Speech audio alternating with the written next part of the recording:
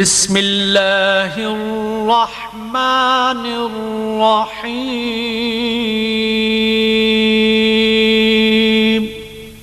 شروع اللہ کے نام سے جو بڑا مہربان نہایت رحم والا ہے۔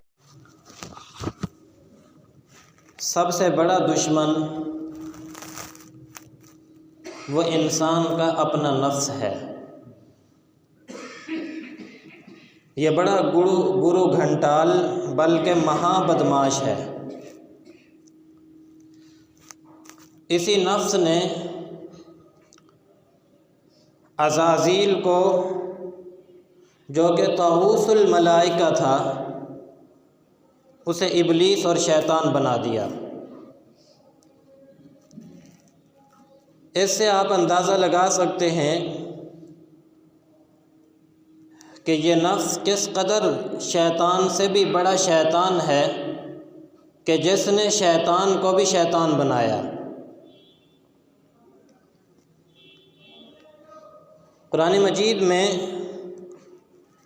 کسی بات کو بیان کرتے ہوئے اس قدر قسمیں نہیں کھائی گئیں جس قدر تزکیہ نفس کے بارے میں اللہ نے قرآن میں قسمیں کھائی ہیں۔ بڑا آدمی کوئی بات ایک مرتبہ بھی کہہ دے تو وہ بات کافی ہوتی ہے، چاہ جائے کہ اس بات پر قسم کھائی جائے، اور پھر رب کائنات کسی بات پر قسم کھا لے تو اس بات کی اہمیت کس قدر ہوگی۔ اور پھر صرف ایک قسم نہیں، دو قسمیں نہیں، بلکہ میرے اللہ نے اتنی ساری قسمیں کھائیں۔ فرمایا والشمس وضحاها والقمر اذا تلاها والنهار اذا جلاها والليل اذا يغشاها والسماء وما بناها والارض وما طحاها ونفس وما سواها فألهمها فجورها وتقواها قد افلح من زكاها۔ ایک قسم نہیں، دو قسمیں نہیں، 7 قسمیں کھا کر اللہ رب العزت نے ارشاد فرمایا کہ تحقیق وہی شخص کامیاب ہو گیا جس نے اپنا تزکیہ کر لیا۔ اپنے نفس کا جس نے تزکیہ کیا وہی شخص کامیاب رہا۔ فلاح کسے کہتے ہیں؟ کہ کسی پوشیدہ چیز کا کھلنا۔ عرب میں جس کا نچلا ہونٹ کٹا ہوا ہوتا تھا اس کو کہا جاتا تھا رجل افلح، کہ وہ شخص جس کا ہونٹ کھلا ہوا ہے۔ کہ قرآن نے جو یہ بیان فرمایا کہ وہ شخص کامیاب ہو گیا، فلاح پا گیا، کیا مطلب؟ فرمایا کہ قیامت کے دن اجر اور ثواب کا جو اجر انسان کے سامنے اللہ کھولے گا تب اسے محسوس ہوگا کہ دنیا کے اندر میں جتنے اعمال کرتا رہا اس کا کس قدر اجر اور ثواب ہے۔ گویا فلاح کا مطلب ایسی کامیابی جس کے بعد ناکامی نہ ہو، ایسی عزت جس کے بعد ذلت نہ ہو، ایسا اللہ کا قرب مل جانا کہ جس کے بعد دوری نہ ہو۔ فلاح کو اللہ رب العزت نے قرآن مجید میں 3 چیزوں کے ساتھ جوڑا ہے۔ ایک تو توبہ کے ساتھ جوڑا۔ قرآن مجید میں اللہ تعالیٰ فرماتے ہیں وَتُوبُوا إِلَى اللَّهِ جَمِيعًا أَيُّهَا الْمُؤْمِنُونَ لَعَلَّكُمْ تُفْلِحُونَ۔ اور دوسری چیز تزکیہ نفس کے ساتھ اللہ رب العزت نے فلاح کو جوڑا ہے۔ ارشاد فرمایا قد افلح من زکاها۔ اور تیسری چیز کہ نماز کے ساتھ اللہ رب العزت نے فلاح کو جوڑا ہے۔ ارشاد فرمایا قد افلح المؤمنون۔ پتہ چلتا ہے کہ انسان کو پہلے توبہ کرنی چاہیے، پھر اپنا تزکیہ کرے، اور توبہ اور تزکیہ کے بعد جب انسان نماز ادا کرے گا تو اسے فلاح کا اعلیٰ مقام نصیب ہو جائے گا۔ اور جو شخص اپنے نفس کا تزکیہ نہیں کرتا، اپنے نفس کو نہیں سنوارتا، تو یاد رکھیے کہ پھر ایسا شخص کامیابی کے دروازے تک پہنچ بھی نہیں پاتا۔ اسی لیے اللہ رب العزت نے قرآن مجید میں جہاں اپنی نعمتوں کا تذکرہ فرمایا ہے، جنت کی نعمتوں کا، وہاں پر ساتھ یہ بات ارشاد فرمائی کہ یہ ساری جنت کی نعمتیں اس شخص کے لیے ہیں، وَذَلِكَ جَزَاءُ مَن تَزَكَّىٰ، یہ بدلہ ہے اس شخص کا جس نے اپنے نفس کا تزکیہ کر لیا ہے، اپنے آپ کو صاف اور ستھرا کر لیا ہے، اس کے لیے یہ جنت کی ساری نعمتیں ہیں، یہ بدلہ ہے اس شخص کا۔ ہمارے مشائخ فرماتے ہیں کہ انسان 4 چیزوں کے عنصر کا نام ہے۔ انسان 4 چیزوں سے مرکب ہوا ہے، ان میں سے جسے ہم سائنسی زبان میں یا طب کی زبان میں آگ، پانی، ہوا اور مٹی کہتے ہیں۔ ان 4 چیزوں کے اثرات انسان کے جسم پر مرتب ہوتے ہیں۔ مثلا اگر کسی کی جسم کے اندر پانی کا عنصر غالب ہو تو اسے کہا جاتا ہے کہ یہ سیلانی طبیعت کا مالک ہے۔ ایسا شخص عقل مند ہوتا ہے، عیار ہوتا ہے اور بڑا دانا بھی ہوتا ہے۔ اور دوسری چیز آگ ہے، اگر کسی کے اندر آگ کا عنصر غالب ہو تو اس کی وجہ سے انسان کے اندر حرص پیدا ہوتی ہے۔ آپ دیکھیں آگ جس طرح چیزوں کو کھا جاتی ہے، اسی طرح حرص کے اندر بھی یہ چیز ہے کہ وہ یہ چاہتا ہے کہ اپنے پاس جتنا کچھ ہو اسے وہ تھوڑا نظر آتا ہے، وہ یہ چاہتا ہے کہ میں دوسروں سے بھی لے کر کھا جاؤں۔ تو جس کے اندر آگ کا عنصر غالب ہوگا اس کے اندر حرص کی طمع زیادہ ہوتی ہے۔ اور تیسری چیز مٹی، کہ انسان کے اجزاء میں مٹی کا اگر غلبہ ہو تو پھر ایسا آدمی آپ دیکھیں گے کہ اس کے اندر عاجزی بہت زیادہ ہوگی، وہ آدمی دوسروں کے سامنے بچھتا چلا جاتا ہے، اپنے آپ کو مٹاتا ہے، اپنے آپ کو چھپاتا ہے، اس لیے کہ اس کے اندر کیا ہوتی ہے؟ تواضع ہوتی ہے۔ من تواضع للہ رفعہ اللہ، جو شخص اللہ کے لیے تواضع اختیار کرتا ہے اللہ رب العزت اسے بلندیاں عطا فرماتے ہیں۔ آپ دیکھتے نہیں، ہم مٹی کو، زمین کو سارا دن روندتے ہیں لیکن مٹی ہمیں راحت پہنچاتی ہے، ہمیں اندر سے غلے دیتی ہے، اندر سے پھل پھول دیتی ہے۔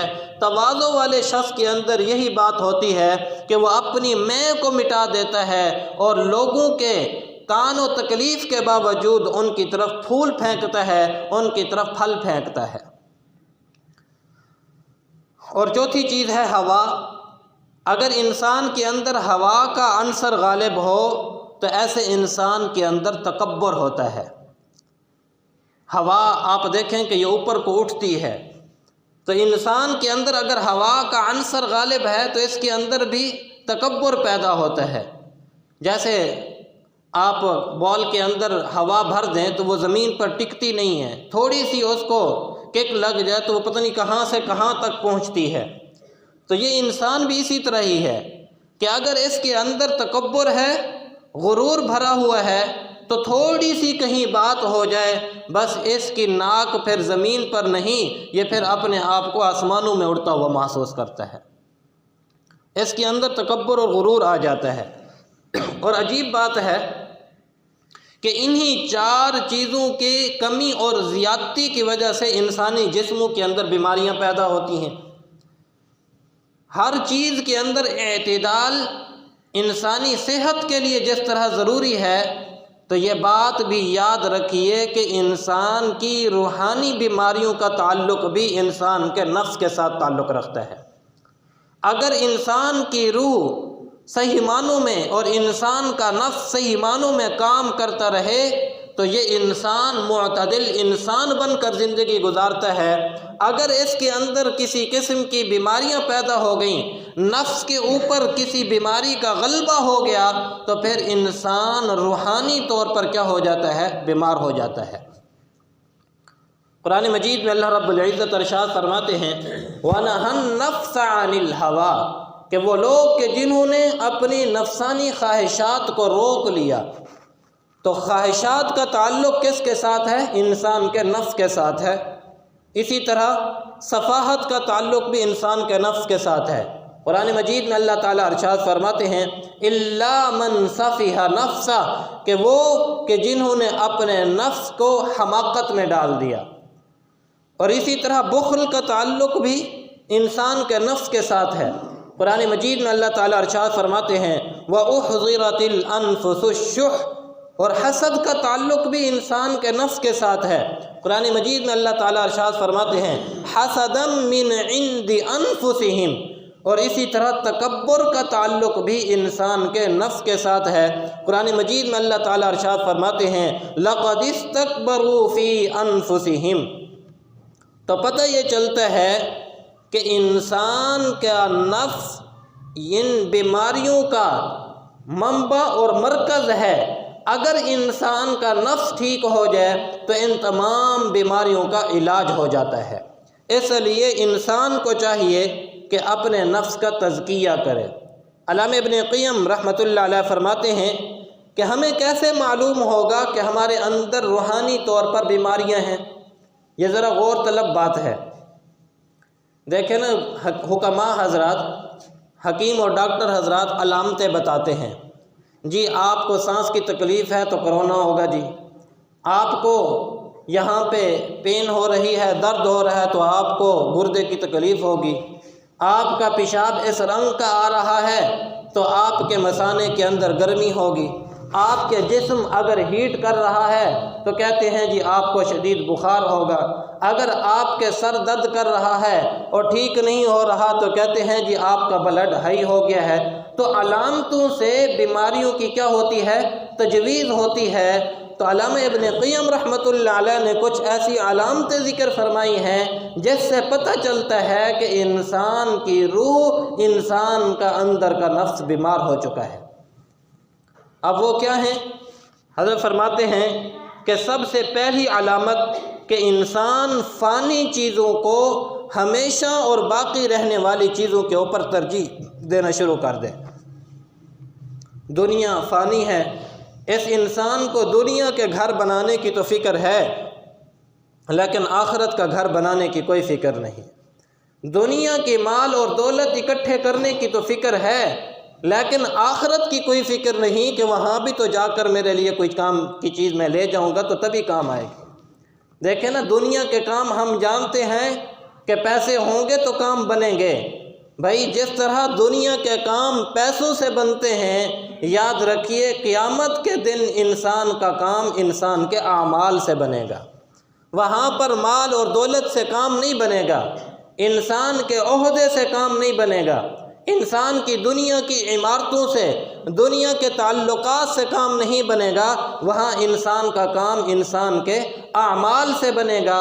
جس طرح آج 1000 روپے کا نوٹ آپ کی جیب کے اندر ہو تو آپ سمجھ سکتے ہیں کہ میں فلاں چیز خرید سکتا ہوں، تو یاد رکھیے کل قیامت کے دن بھی یہ بات سمجھ لیجئے کہ اگر میں جنت جانا چاہتا ہوں تو میرے نام اعمال کے اندر نیکیاں ہوں گی تو میں جنت جا سکوں گا۔ تو فانی چیزوں کو باقی چیزوں کے اوپر ترجیح دینا اس بات کی علامت ہے کہ میرا دل اندر سے بیمار ہو چکا ہے، میں بیمار ہو چکا ہوں۔ اسی طرح دوسری چیز، جب انسان کو اللہ کے سامنے رونا نہ آئے۔ آج کتنے لوگ ہیں جن کو اللہ کے سامنے رونا آتا ہے؟ سچی بات تو یہ ہے کہ ہم آج رونے کی لذت سے واقف ہی نہیں ہیں، ہماری آنکھوں میں آنسو آتے ہی نہیں ہیں۔ سچی بات ہے کہ ہمارے دل اس قدر آج سخت ہو چکے ہیں کہ ہم اللہ کے سامنے رونے کو تیار ہی نہیں ہیں، اور بعض اوقات ہم رونا بھی چاہتے ہیں لیکن پھر بھی ہماری آنکھوں سے آنسو اللہ کے سامنے نہیں آتے ہیں۔ اس سے یہ بات پتہ چلتی ہے کہ ہمارے دل کیا ہو چکے ہیں؟ سخت ہو چکے ہیں، ہم اندر سے مر چکے ہیں، ہمارے دل بیماری والا بن چکا ہے۔ اور تیسری چیز فرمائی کہ جب مخلوق سے ملنے کی تو تمنا ہو لیکن اللہ سے ملاقات کی کوئی تمنا نہ ہو۔ آج لوگوں کا انتظار کرتے ہیں، کہ جی میرے فلاں دوست نے آنا ہے، میں اس کا انتظار کر رہا ہوں، اس کی یاد میں انسان وقت بتاتا ہے اپنے دوستوں کے ساتھ، اپنے دنیا کے اندر محبتوں میں لوگوں کے ساتھ ملنے کی تو تمنا ہوتی ہے، لیکن اللہ کے ساتھ ملنے کی کوئی تمنا نہیں۔ اللہ اکبر کبیرہ۔ حضرت عائشہ صدیقہ رضی اللہ تعالی عنہ فرماتی ہیں، میں نے نبی علیہ الصلوۃ والسلام کو جب یہ دعا کرتے ہوئے دیکھا، اللہم بالرفیق الاعلی، اللہ میں آپ کا دوست بننا چاہتا ہوں، میں رفیق اعلیٰ کو پسند کرتا ہوں، تو میں سمجھ گئی کہ اب نبی علیہ الصلوۃ والسلام اس دنیا سے تشریف لے جانے والے ہیں۔ اور جو مومن ہوتا ہے وہ تو موت کو پسند کرتا ہے۔ تحفۃ المؤمن الموت، کہ مومن کا تحفہ کیا ہے؟ موت ہے۔ کیوں؟ اس لیے کہ موت وہ وسیلہ اور ذریعہ ہے کہ جس کے ذریعے سے انسان اپنے اللہ سے ملاقات کر لیتا ہے۔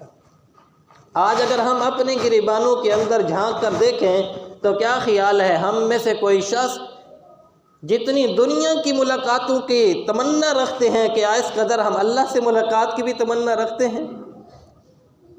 اگر نہیں رکھتے تو پھر سمجھ لیجئے کہ ہم اندر سے بیمار ہو چکے ہیں۔ اور چوتھی چیز، اللہ کی یاد سے انسان کا دل گھبرانے لگے۔ اللہ کی یاد سے انسان کا دل گھبرانے لگے تو پھر سمجھ لو کہ ہم اندر سے بیمار ہو چکے ہیں۔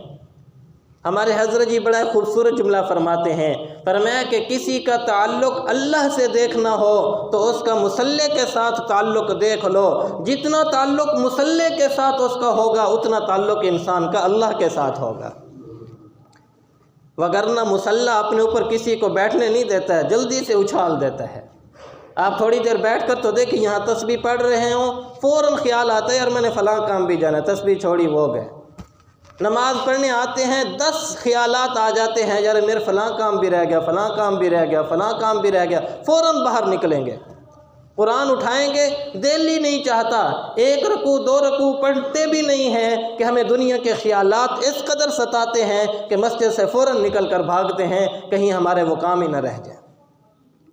اس سے پتہ چلتا ہے کہ ہمارے دل اندر سے بیمار ہو چکے ہیں۔ اگر ہمارا تعلق اللہ کے ساتھ ہوتا تو خدا کی قسم گھنٹوں بیٹھ کر بھی ہمیں احساس نہ ہوتا کہ ہم اللہ کی محبت کے لیے بیٹھے ہیں۔ دنیا کے بڑے انسانوں سے ملاقات کرنی ہو، بڑے لوگوں سے ملاقات کرنی ہو تو گھنٹوں قطاروں کے اندر لگتے ہیں۔ آج چند ٹکوں کی خاطر چینی لینی ہوتی ہے، آٹا لینا ہو تو گھنٹے 2 3 گھنٹے انتظار میں کھڑے ہوتے ہیں۔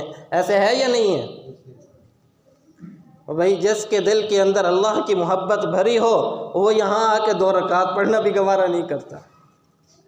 وہ یہاں آ کے 5 10 منٹ 15 منٹ کے لیے اس کے پاس نماز پڑھنے کا وقت نہیں۔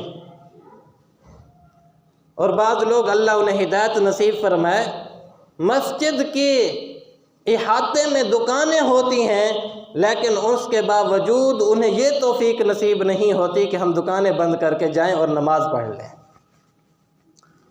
ہم نے اپنی ان گناہ گار آنکھوں سے بیت اللہ کے اندر، بیت اللہ کی حدود کے اندر رہتے ہوئے کچھ ایسے لوگوں کو دیکھا، یہاں ہم ترستے ہیں اللہ ہمیں مکہ لے جا، اللہ ہمیں مدینہ لے جا، اور وہاں بعض ایسے بھی بد نصیب ہوتے ہیں وہاں رہتے ہوئے بھی انہیں بیت اللہ کے اندر جانے کی سعادت نصیب نہیں ہوتی۔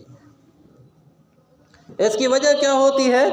وجہ یہی ہے کہ میرا اللہ ہی نہیں چاہتا کہ میرے بندے، کیونکہ اعمال ایسے ہو چکے ہوتے ہیں اللہ سے بندے کو اپنے گھر آنے کی توفیق ہی نہیں دیتے ہیں۔ ہم ایک ہوٹل کے اندر رہتے تھے تو نماز کا وقت ہوا تو مجھے کہنے لگے جی آپ جا رہے ہیں یا باہر سے نا اس کو کنڈی لگا کے جانا۔ میں نے کہا باہر سے آپ اندر ہیں تو باہر سے کنڈی کیوں لگا کے جاؤں؟ میں بڑا حیران ہوا۔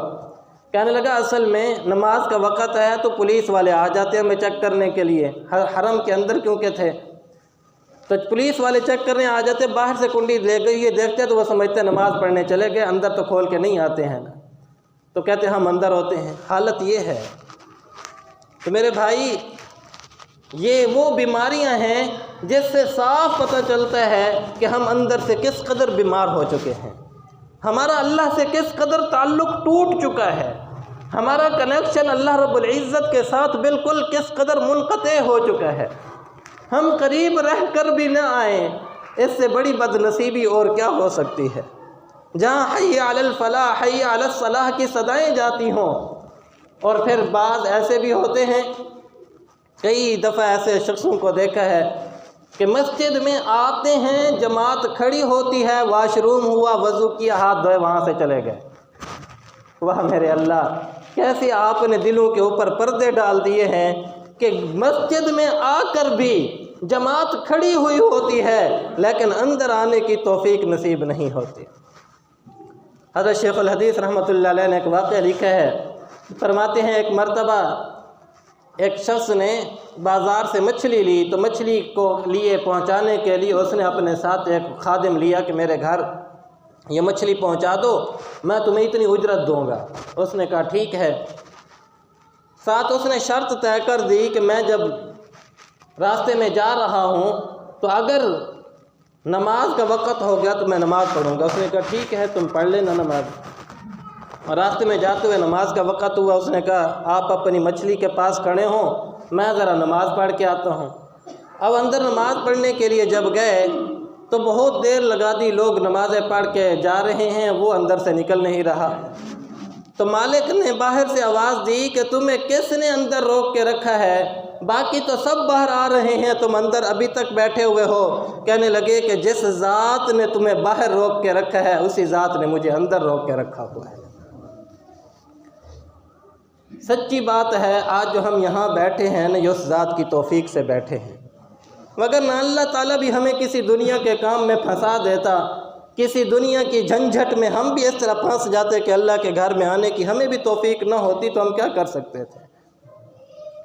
لیکن یہ اللہ کا فیصلہ بھی انسان کی طلب پر ہوتا ہے۔ اس کے اندر کتنی طلب ہے رب کے گھر جانے کی، اس کے اندر کتنی تڑپ ہے رب کے گھر جانے کی، یہ کتنی کوشش کرتا ہے۔ جتنی ہماری طرف سے طلب ہوگی، تڑپ ہوگی، اتنی ہی میرے رب کی طرف سے رحمت ہوگی، اتنی ہی اللہ تعالی ہمیں نیکی کرنے کی توفیق نصیب فرمائیں گے۔ اللہ اکبر۔ ہماری والدہ محترمہ، واقعہ تو بہت ہیں، میرا مضمون پورا ہی نہیں ہوتا بعض اوقات۔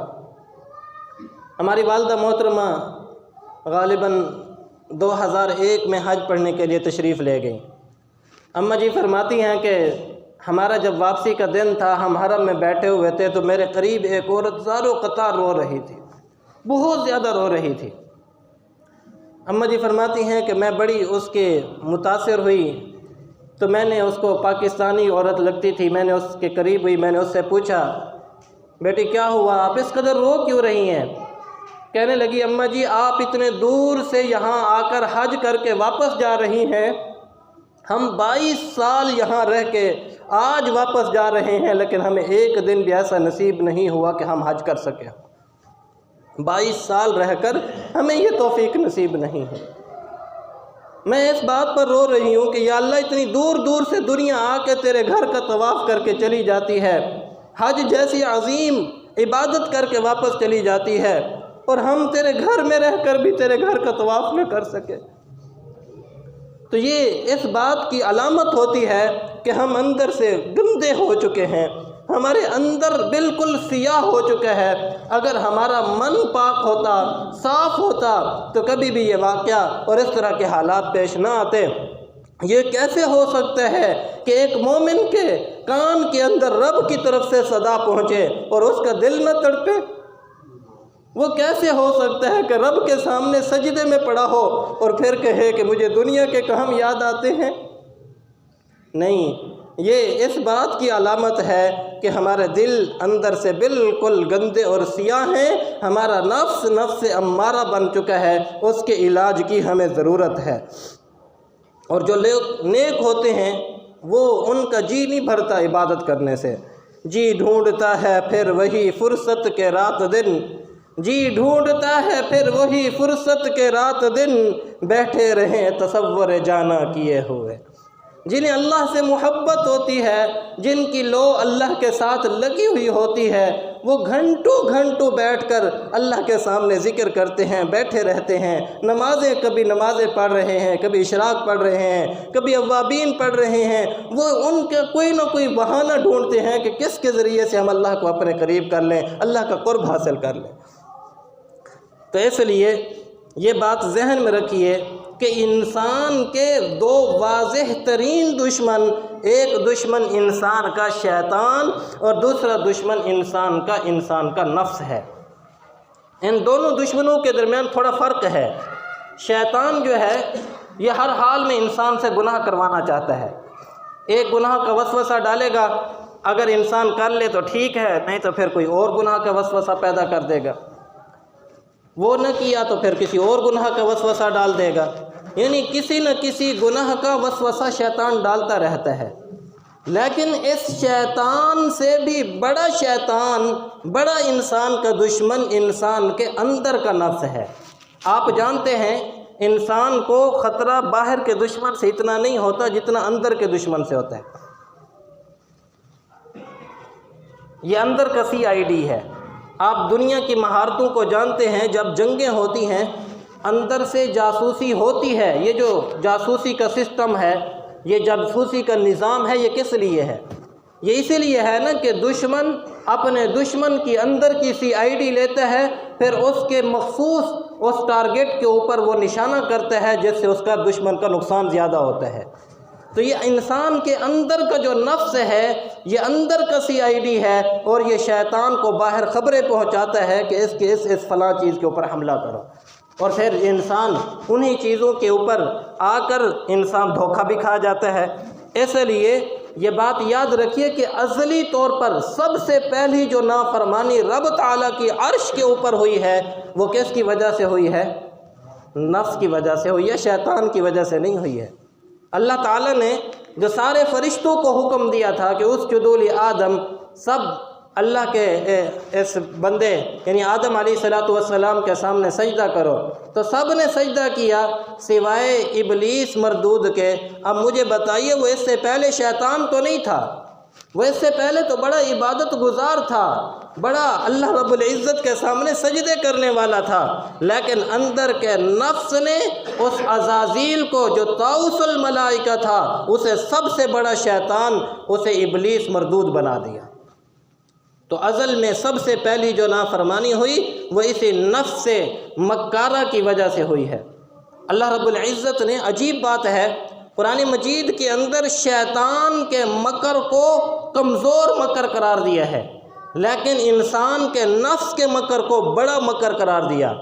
غور کیجئے، اللہ رب العزت نے جب شیطان کے مکر کا ذکر فرمایا تو فرمایا ان کید الشیطان کان ضعیفا، کہ یہ شیطان کا مکر جو ہے یہ کمزور ہے، ضعیف ہے۔ لیکن جب نفس کے مکر کی بات آئی تو قرآن میں اللہ تعالیٰ ارشاد فرماتے ہیں ان کیدکن عظیم، کہ ان عورتوں کا مکر بہت بڑا مکر ہے۔ تو انسان کے اندر کا جو نفس کا مکر ہے یہ شیطان کے مکر سے بھی کیا ہے؟ بڑھ کر مکر ہے۔ اس لیے کبھی تو انسان گناہ کرتا ہے شیطان کے وسوسے سے، اور کبھی انسان گناہ کرتا ہے شیطان اور نفس کے دونوں کے مل کر کرنے سے۔ جیسے قابیل نے اپنے بھائی حابیل کو قتل کیا تو اس کے اندر شیطان کا بھی عمل دخل، اور ساتھ ساتھ اس نفس کی دخل اندازی کی وجہ سے بھی دنیا کے اوپر جو سب سے پہلا قتل ہوا اس وجہ سے ہوا۔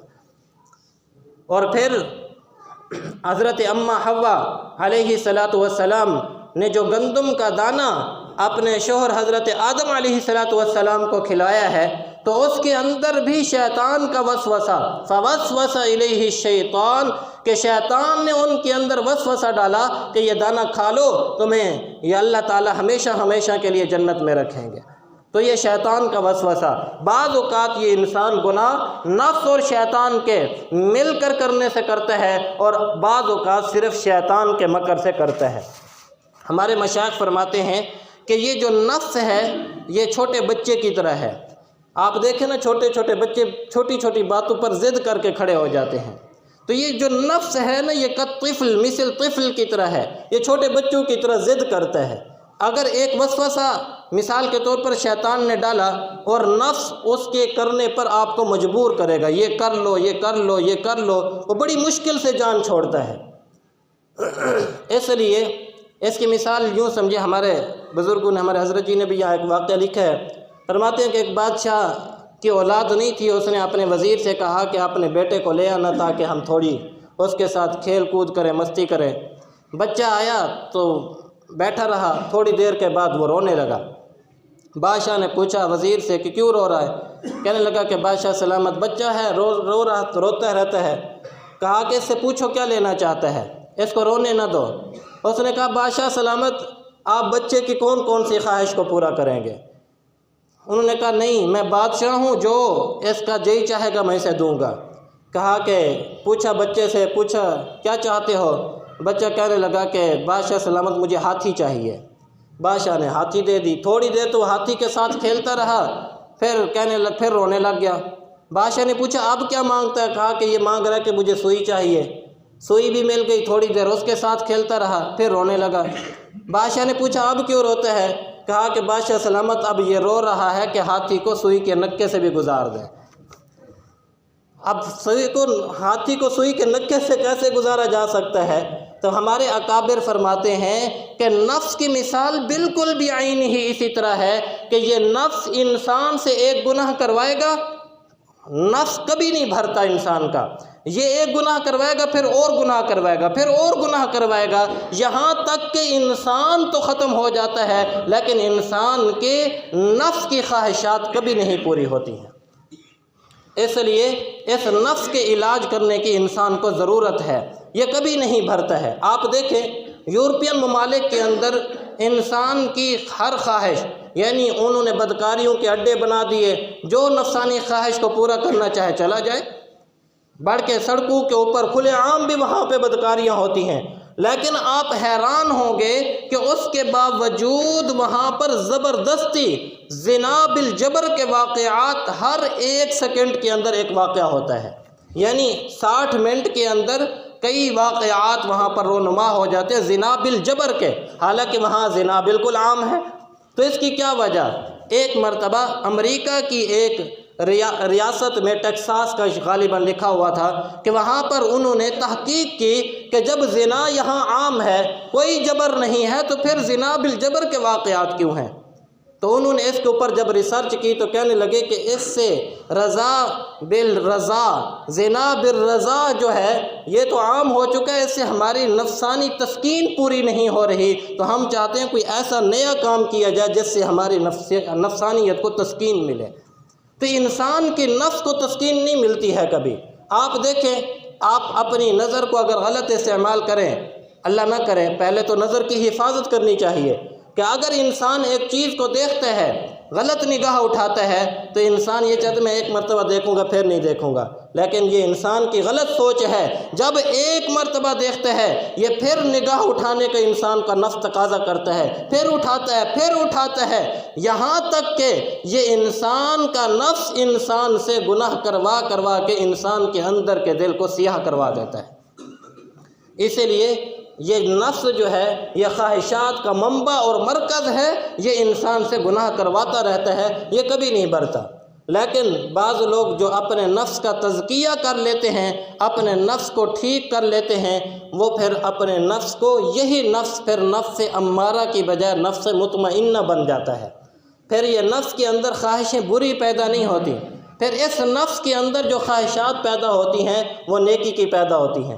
مثلاً آپ دیکھیں، 2 آدمیوں کو بٹھا دیں، ایک ان میں سے ایسا شخص ہو جو گناہ گار ہو اور ایک ایسا آدمی ہو جو نیکی والا ہو، تقوی والا ہو، عبادت والا ہو، ان دونوں کی خواہشات کو پوچھے تو آپ کو زمین اور آسمان کا فرق نظر آئے گا۔ کیا فرق نظر آئے گا؟ جو نیکی والا ہوگا اس کے دل کی خواہش ہوگی میں اللہ کا ولی بن جاؤں، میں تہجد گزار بن جاؤں، میں عبادت گزار بن جاؤں، میں فلاں بن جاؤں، میں فلاں بن جاؤں۔ لیکن جس شخص کی زندگی گناہوں میں کٹ رہی ہوتی ہے، اگر اس کی خواہشات کو پوچھ لیں تو وہ کبھی کون سی گناہ کی بات کرے گا، کبھی کون سی گناہ کی بات کرے گا۔ تو شرط یہ ہے کہ آپ اپنے نفس کا تزکیہ کر لیں، تو یہی نفس انسان کو پھر نیکیوں کا خوگر بناتا ہے۔ اس کی مثال یوں سمجھیں، ہمارے اکابر فرماتے ہیں کہ جیسے ایک گھوڑا ہوتا ہے تو وہ بھی گھوڑا، لیکن ایک گھوڑا وہ ہے جو گھوڑا سدھایا ہوا ہوتا ہے، اس گھوڑے کے اوپر بیٹھ کر آپ سواری کرتے ہیں، جہاں لے جانا چاہیں لے جا چاہتے ہیں، یہاں تک کہ جنگ کے میدان میں اگر آپ گھوڑے کو کودنے کا حکم دیں، وہ اپنی جان کر کھیل کر بھی تمہیں اپنی پشت پر بٹھا کر دشمن کے ساتھ لڑے گا۔ لیکن اگر یہ گھوڑا سدھایا ہوا نہیں ہے تو یہ آپ کا بھی نقصان کرتا ہے اور بعض اوقات اپنی جان کا بھی نقصان کرتا ہے۔ فرمایا کہ اسی طرح نفس ہے، اگر آپ اپنے اس نفس کو سدھا لیں گے تو پھر یہ نفس جنت میں لے جانے کا سبب بن جائے گا، اور اگر اس نفس کو سدھایا نہیں تو پھر یہی نفس انسان کے جہنم میں لے جانے کا سبب بن جائے گا۔ تو اس لیے اپنے نفس کی اصلاح کرنے کی ضرورت ہے۔ اب نفس کی اصلاح کی 3 صورتیں مختصر عرض کروں گا۔ ان میں سے سب سے پہلی یہ ہے کہ اپنی نفسانی خواہشات کو روک لیں، نفس کی بات کو نہ مانیں۔ ایک بزرگ ایک مرتبہ بیٹھے ہوئے تھے کنارے کے اوپر، تو کہہ رہے تھے زبانیں اپنے آپ سے، نہ تو میرا خدا نہ میں تیرا بندہ، پھر میں تیری کیوں مانوں؟ نہ تو میرا خدا نہ میں تیرا بندہ، میں تیری کیوں مانوں؟ لوگوں نے پکڑ کے صحیح اس کو مارا، یہ کیا کفریہ کلمات کہہ رہے ہو؟ جب خوب مارا، پکڑ کر بادشاہ کے پاس لے گئے، قاضی کے پاس، قاضی صاحب یہ کفریہ کلمات کہہ رہا ہے کہ نہ تو میرا خدا نہ میں تیرا بندہ، پھر میں تیری کیوں مانوں؟ قاضی صاحب اسے تو پھانسی دے دینی چاہیے۔ قاضی صاحب نے کہا ٹھہرو ذرا اس سے پوچھے تو صحیح کہ یہ کہہ رہا ہے۔ اس نے سے پوچھا کہ ہاں بھی کیا کہہ رہے ہو؟ کہنے لگے میں کہہ رہا ہوں کہ نہ تو میرا خدا نہ میں تیرا بندہ، میں تیری کیوں مانوں؟ تو قاضی صاحب نے پوچھا یہ جملہ تو کفریہ ہے، تم کیسے کفریہ کلمات بک رہے ہو؟ کہنے لگا بادشاہ سلامت، قاضی صاحب میں یہ بات اپنے رب سے نہیں عرض کر رہا، میں اپنے نفس کو سنا رہا ہوں۔ یہ کئی دنوں سے مجھے کہہ رہا ہے کہ کھیر کھانی ہے، کھیر کھانی ہے، میں اسے سمجھا رہا ہوں نہ تو میرا خدا نہ میں تیرا بندہ، میں تیری بات کیوں مانوں؟ میں اپنے نفس کو یہ بات سمجھا رہا ہوں۔ اپنی نفسانی خواہشات کو آپ جس قدر لگام ڈالیں گے یہ اس قدر کمزور ہوتا چلا جائے گا۔ اور دوسری بات کہ اس نفس کے اوپر عبادت کا بوجھ ڈالیں، عبادت کے اندر اپنے آپ کو مصروف رکھیں۔ کبھی اس کے پہلے مثال کے طور پر آپ 5 نمازیں پڑھتے ہیں، اللہ ہمیں وہ بھی پڑھنے کی توفیق نصیب فرمائے، وہ نہیں تو ہم وہ بھی نہیں پڑھتے ہیں نا جی۔ نفس بیمار تو پہلے ہی اس قدر ہو چکے ہیں، لیکن تاہم اگر ہم 5 نمازیں پڑھتے ہیں تو اس کے ساتھ اور عبادت اپنے نفس کے اوپر ڈالیں، کبھی تہجد کی نماز کی، کبھی روزے کی، کبھی اشراق کی نماز کی۔ جتنا آپ نفس کے اوپر عبادت کا بوجھ ڈالتے چلے جائیں گے یہ نفس اتنا کمزور ہوتا چلا جائے گا۔ اور تیسری چیز علماء فرماتے ہیں، فرمایا کہ اللہ رب العزت سے دعا مانگنا۔ اے اللہ میرا اختیار تیرے گھر میں آنا تھا، میرا اختیار تیرے سامنے سر جھکانا تھا، اللہ میرے اختیار تجھے منانا تھا، اللہ میں تیرے در پہ آ گیا، تیرے سامنے سر بھی جھکا لیا، اللہ اب آپ سے مانگتا ہوں، اللہ میرے اس نفس امارہ کو اللہ نفس مطمئنہ میں تبدیل فرما دیجیے۔ حضرت یوسف علیہ السلام پیغمبر خدا دعا مانگ رہے ہیں، وما ابرئ نفسی ان النفس لامارۃ بالسوء الا ما رحم ربی، کہ انسان اے اللہ انسان جو ہے نفس امارہ کی برائی سے بچ نہیں سکتا ہے مگر وہی شخص اللہ جس کے اوپر آپ کی رحمت کی نظر ہو، اللہ جس کے اوپر آپ کی رحمت ہوگی وہی شخص اس نفس امارہ کی بیماری سے بچ سکتا ہے، وگرنہ اللہ ہمارے اندر ہمت نہیں کہ ہم اس نفس امارہ کی بیماری سے بچ جائیں، اس کی شرارتوں سے اپنے آپ کو بچا لیں۔ اسی لیے حدیث مبارکہ میں نبی علیہ السلام نے ایک دعا سکھلائی، اللہم لا تکلنی الی نفسی طرفۃ عین، اے اللہ میں آپ سے دعا مانگتا ہوں کہ اللہ مجھے ایک لمحے کے لیے بھی اللہ میرے نفس کے حوالے نہ کیجیے۔ کیوں؟ اس لیے کہ اگر میں نفس کے حوالے ہو گیا تو پھر نفس تو انسان کو جہاں چاہتا ہے لے جاتا ہے۔ تو اس لیے 3 کاموں کا اہتمام کریں، انشاءاللہ آپ کا نفس امارہ نہیں رہے گا، یہ نفس مطمئنہ بن جائے گا۔ دعا ہے جو کچھ کہا سنا گیا اللہ تعالی ہم سب کو عمل کی توفیق نصیب فرمائے۔